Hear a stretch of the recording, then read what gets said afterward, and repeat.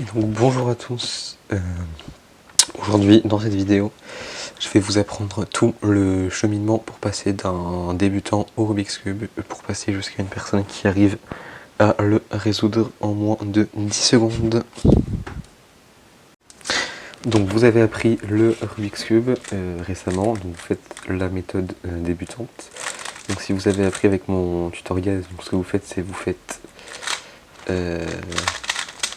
une face non couronnée. Et donc après vous faites une ligne ici au milieu, comme ça. Hop, vous mettez donc toutes les arêtes entre les centres. Ensuite vous faites une croix. Ensuite vous faites une face. Ensuite vous placez vos coins. Ensuite vous placez vos coins de la face du bas. Et ensuite vous finissez les arêtes en haut et en bas, comme ça.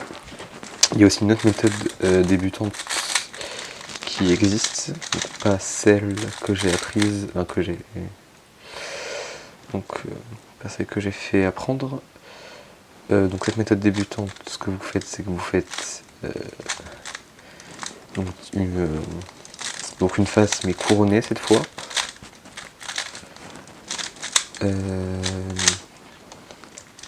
Ensuite vous mettez les arêtes, vous faites le deuxième étage, donc la deuxième couronne.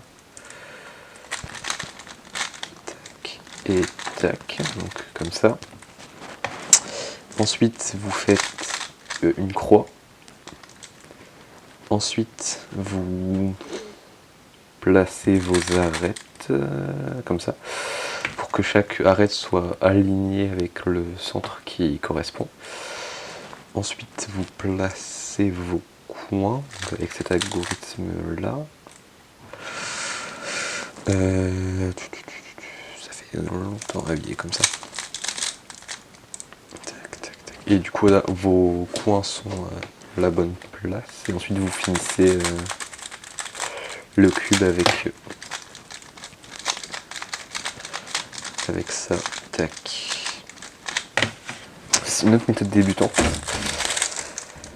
Donc avec la première méthode débutante que j'ai montrée, donc quand vous arriverez à faire du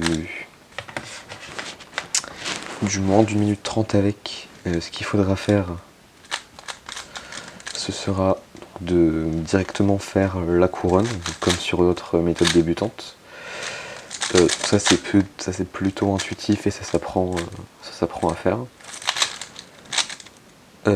Voilà. Du coup si vous utilisez la deuxième méthode débutante que j'ai présentée, ça change rien du coup pour vous. Et donc pour vous, avant d'avoir des changements, il faudra attendre de faire du moins de 50 secondes. Donc là du coup les deux méthodes vont s'unifier. Donc là ce que vous allez faire, toujours pareil, une croix. Vous allez faire vos deux premiers étages pareil. Tac. Hop, vous allez faire les deux premiers étages pareil qu'avant, donc en mettant vos arêtes avec un algorithme. Voilà. Ensuite, ça, ce que vous allez faire, c'est donc pour faire une face ici. En fait, du coup, pour ceux qui utilisent la deuxième méthode débutant que j'ai présentée, vous allez devoir changer de méthode et donc faire une face. Donc avec des algorithmes qui sont prévus pour ça. Par exemple, hop, comme ça, c'est un algorithme qui sert à ça. Donc vous allez devoir apprendre ces algorithmes. Et ensuite vous allez donc toujours placer vos coins. Donc pour ceux qui ne savaient pas faire ça, hop. Pour ceux qui ne savaient pas faire ça,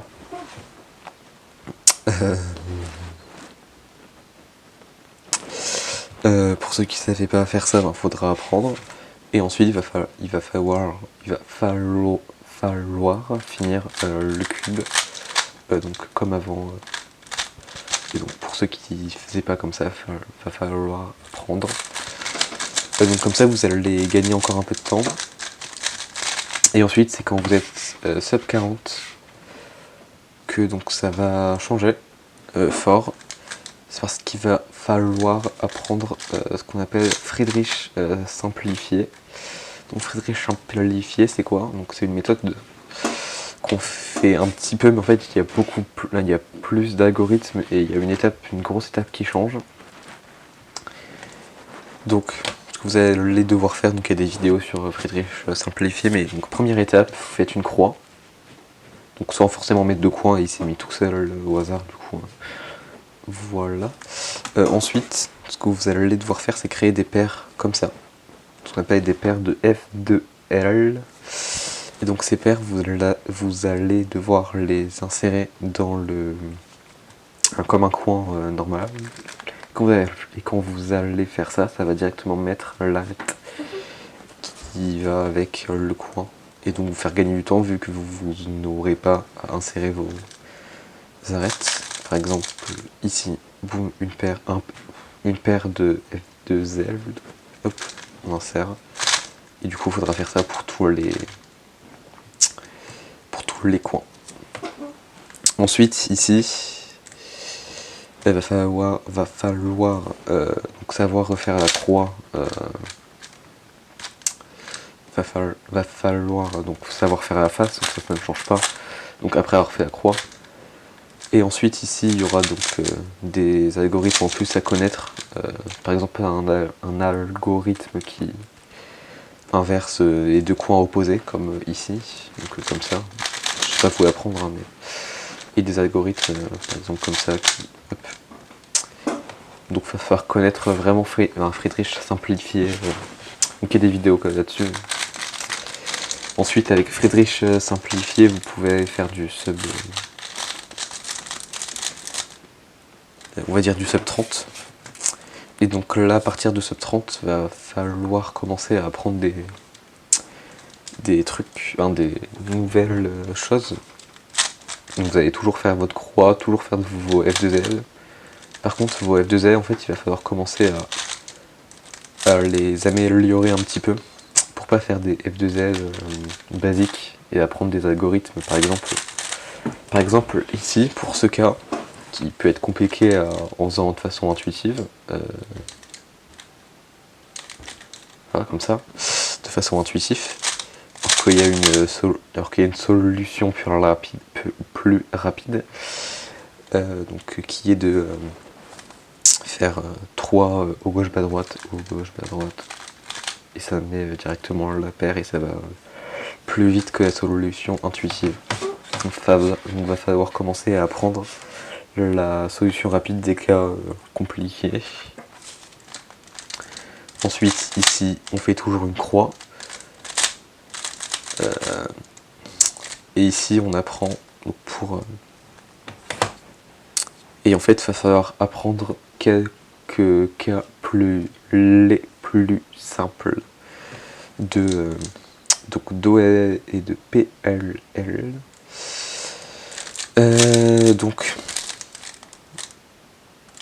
Donc qu'est-ce que c'est les OLL et les PLL? Donc les OL. Donc OL, en gros, c'est des algorithmes qui permettent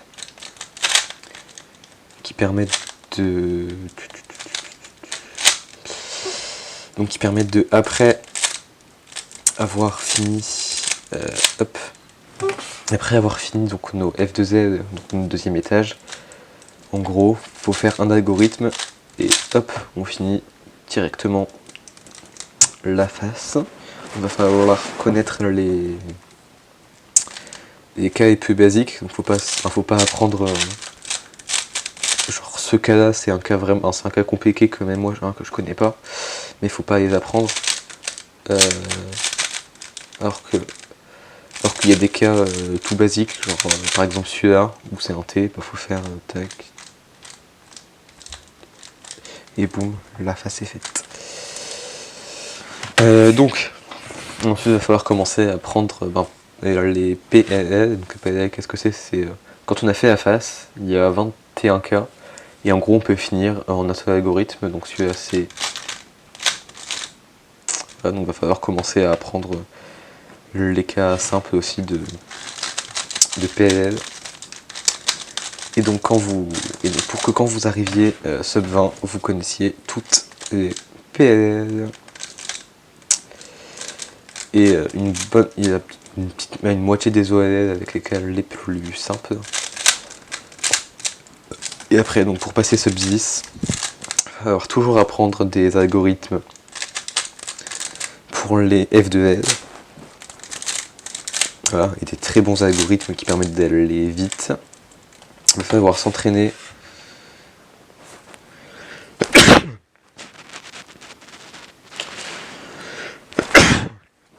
Il va falloir beaucoup s'entraîner. Il va falloir donc connaître toutes ces PLL, toutes ces OLL. Voilà, donc connaître en entier la méthode Friedrich. Il va falloir aussi il va falloir aussi développer ces finger tricks. Donc, en fait, les finger tricks, c'est quoi? C'est de savoir avec quel doigt faire certains mouvements. Par exemple, ici, les mouvements là, en fait, faut pas les faire. Un débutant, ce qu'il fait, c'est qu'il prend toute sa main, il fait un tour. Alors que, il prend sa main, il fait le tour au-dessus, par exemple. Alors que nous, pour tourner vite, on fait poum avec les doigts ici, même dans l'autre sens. Ou les mouvements ici. Enfin, faut pas faire. On descend, et ça fait comme si j'avais monté de la tranche du milieu. Faut faire directement avec. Moi, je fais avec ce doigt-là ici. Tac. Et donc voilà, donc ça c'est des finger tricks à apprendre. Et pour le sub, même pour être sub. Alors ça c'est un conseil assez général, c'est de connaître les finger tricks des algorithmes qu'on utilise. Et ensuite, donc il va vous falloir aussi un cube, pas trop mauvais cube, si vous voulez arriver à ce niveau. Il y a des reviews, il y a des cubes pas trop chers qui existent. À vous de voir lequel vous prenez, mais si c'est nécessaire, vous pouvez pas arriver à ce niveau-là avec un cube de la marque Rubix.